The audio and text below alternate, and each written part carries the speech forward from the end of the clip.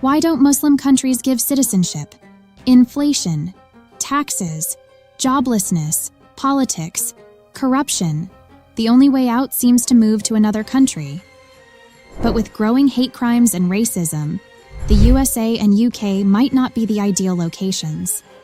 But many countries that seemingly offer the highest quality of life have the most strict citizenship laws. This is especially true for Muslim countries. So why do these countries make it so difficult to get citizenship even to Muslims themselves? Let's find out. Reason number 1. History. First things first, history shapes everything. Some countries with Muslim-majority populations have a history of colonial rule. This has left them pondering over their own identity and rules for belonging. The struggle to find their place post-colonization has made them careful about citizenship. Reason number 2. Cultural preservation. Each country has its own cultural treasure chest, and they don't want it diluted.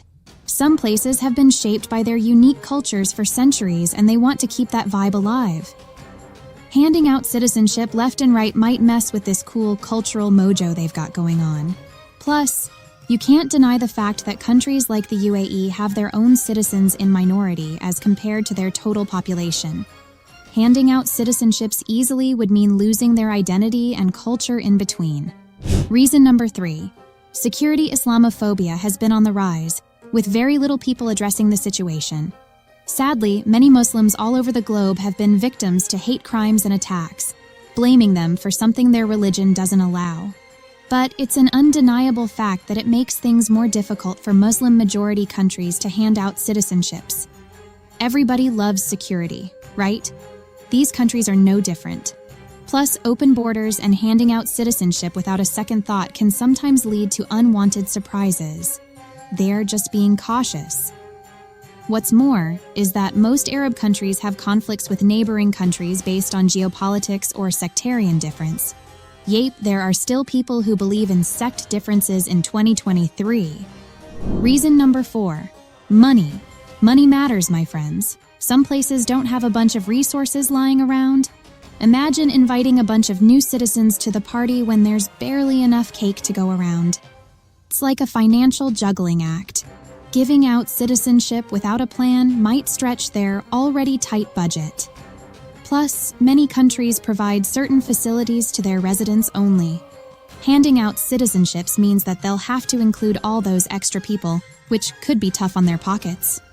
Reason number 5. World map, chess.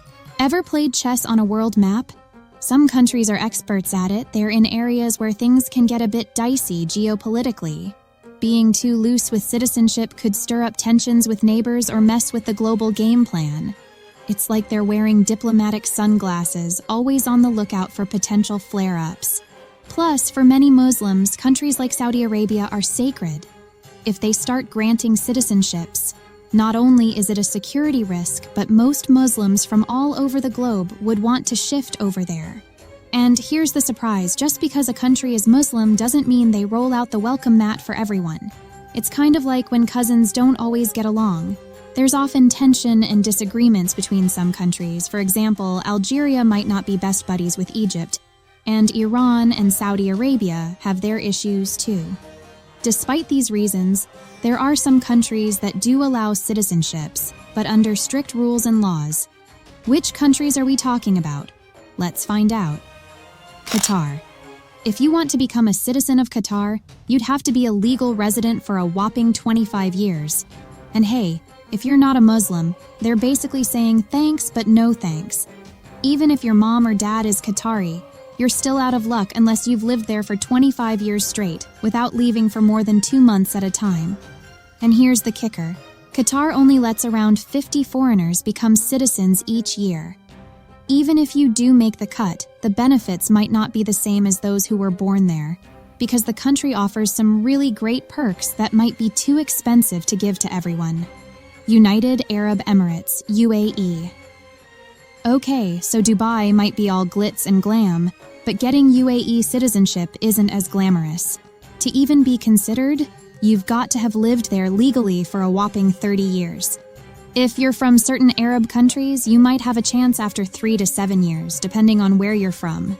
And hey, if your parents are from the UAE, you could have a shot too, no matter if your parents are famous or not.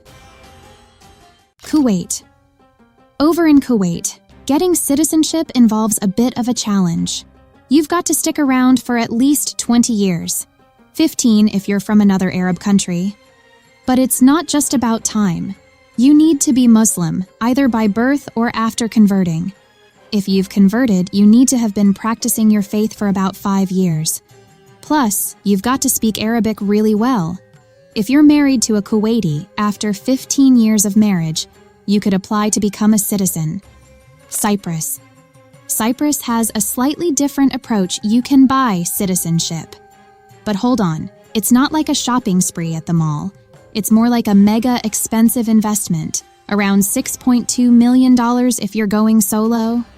But hey, they did lower the cost from a staggering $34 million. So, there you have it. The story behind why gaining citizenship can be like a really tricky game in some Muslim countries, and why living in those seemingly flashy rich countries might not be as appealing as it seems.